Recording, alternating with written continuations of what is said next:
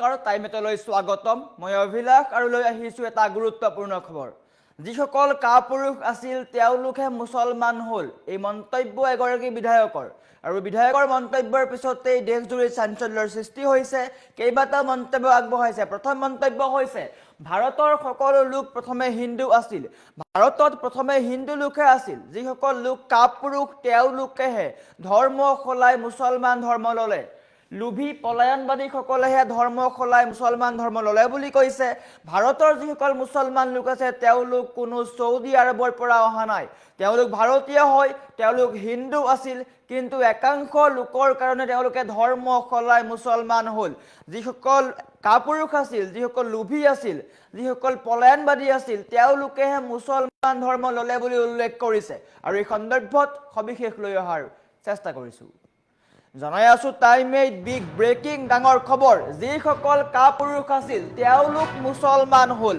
এই মন্তব্য উত্তৰ প্ৰদেশৰ এগৰাকী বিধায়কৰ যিসকল লোকৰ বুকুত সাহসৰ অভাৱ আছিল সেই সকলেহে ধৰ্মান্তকৰণ কৰিলে ভাৰতবৰ্ষৰ প্ৰতিগৰাকী খিলঞ্জীয়া লোকৰে আদি পুৰুষ প্ৰথমতে হিন্দুৱে আছিল কেৱল স্বাৰ্থপৰ আৰু পলায়নবাদী মানসিকতাৰ একাংশ লোকেহে ধৰ্ম খলাই মুছলমান ধৰ্ম গ্ৰহণ কৰিলে ভাৰতত বাস কৰা সকলো মুছলমানৰ মূল শিপাডাল হৈছে হিন্দু দেশৰ মুছলমান সকল কোনো আৰব বা বহিৰাষ্ট্ৰৰ পৰা অহা নাই ইতিহাসৰ বুকুত এনে বহু দুৰ্বল আৰু লোভী চৰিত্ৰৰ লোক আছিল যাৰ কাৰণে তেওঁলোকে মুছলমান ধৰ্ম গ্ৰহণ কৰিলে কেৱল সেই সকল দুৰ্বল লোকেই শত্ৰুৰ হেঁচাত পৰি বা প্ৰলোভনৰ বাবে হিন্দু ধৰ্ম ত্যাগ কৰি মুছলমান ধৰ্ম গ্ৰহণ কৰিলে আৰু এই মন্তব্য ৰাজা ভয়াৰ উত্তৰ প্ৰদেশৰ বিধায়কগৰাকীৰ এই মন্তব্যৰ পিছতেই দেশজুৰি চাঞ্চল্যৰ সৃষ্টি হৈছে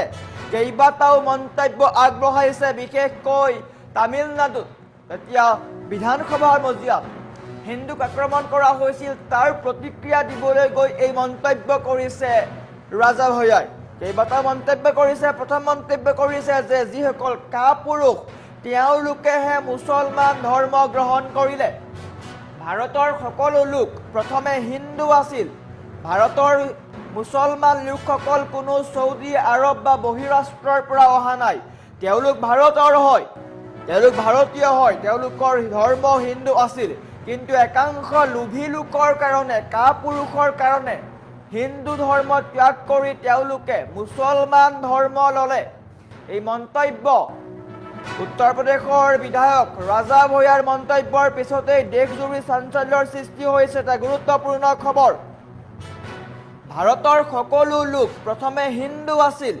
পিছতহে তেওঁলোকে মুছলমান ধৰ্ম গ্ৰহণ কৰিলে এনে বহু দুৰ্বল আৰু লোভী চৰিত্ৰৰ লোক আছে ভাৰতত তাৰ কাৰণে মুছলমান ধৰ্ম সলনি কৰি তেওঁলোকে হিন্দু ধৰ্ম গ্ৰহণ কৰিলে তেওঁলোকে বুজাব বিচাৰিছে যে ভাৰতীয় যিসকল মুছলমান আছে তেওঁলোকৰ ধৰ্ম হৈছে হিন্দু ভাৰতীয় মুছলমানসকলৰ শিপা হৈছে হিন্দু তেওঁলোক হিন্দুৰে হয় কিন্তু তেওঁলোকে ভয় কৰিছিল কাপুৰুষালি কৰিছিল আৰু লোভী আছিল সেই কাৰণে তেওঁলোকে মুছলমান ধৰ্ম ললে বুলি উল্লেখ কৰিছে যিসকল কাপুৰুষ আছিল তেওঁলোক মুছলমান হ'ল আজি যিমান মুছলমান আছে তেওঁলোক সকলো হিন্দু ভাৰতবৰ্ষত যিমান মুছলমান আছে তেওঁলোক সকলো হিন্দু বুলি কৈছে তেওঁলোক কোনো আৰবৰ পৰা অহা নাই যিসকল আস্থাভীৰু আছিল কাপুৰুষ আছিল লোভী আৰু লালচী আছিল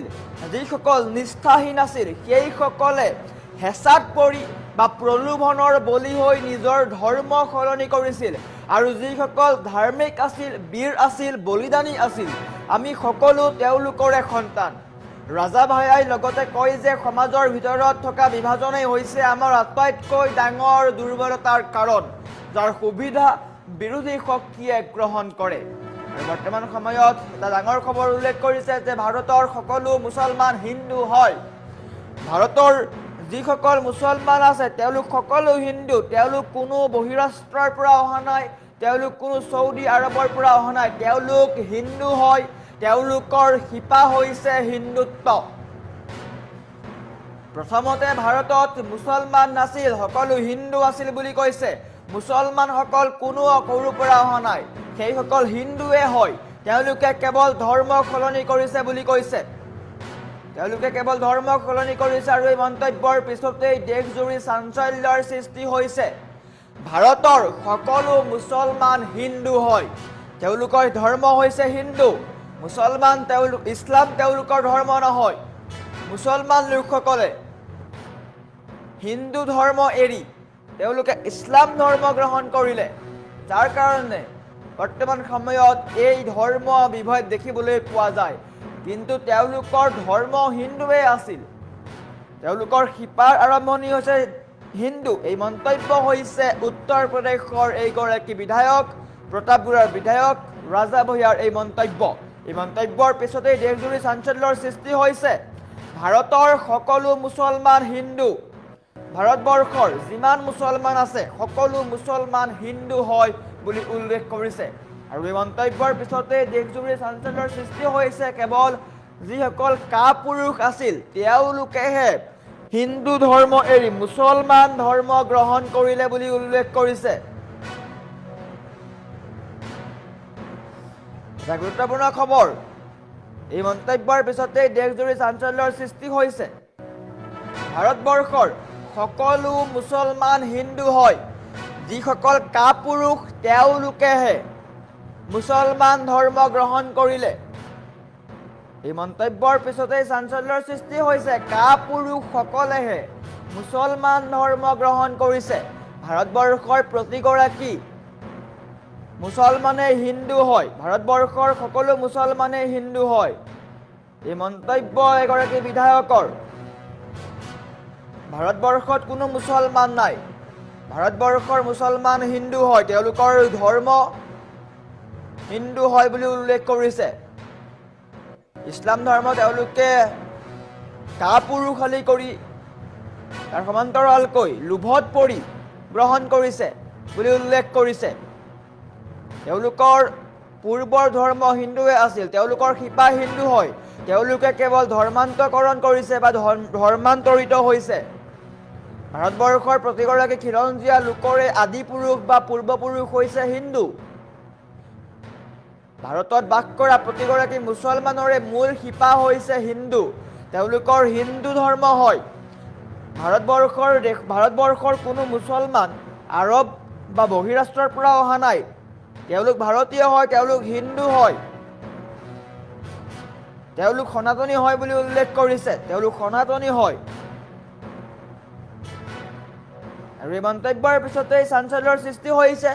উত্তৰ প্ৰদেশৰ এগৰাকী বিধায়কে মন্তব্য কৰিছে, মুছলমানসকল কাপুৰুষ, তেওঁলোকে ভয় কৰি লোভ কৰি পলায়নবাদী তেওঁলোক, আৰু সেইকাৰণে তেওঁলোকে হিন্দু ধৰ্ম এৰি ইছলাম ধৰ্ম গ্ৰহণ কৰিছে। মুছলমানসকল কাপুৰুষ বুলি উল্লেখ কৰিছে এইগৰাকী বিধায়কে।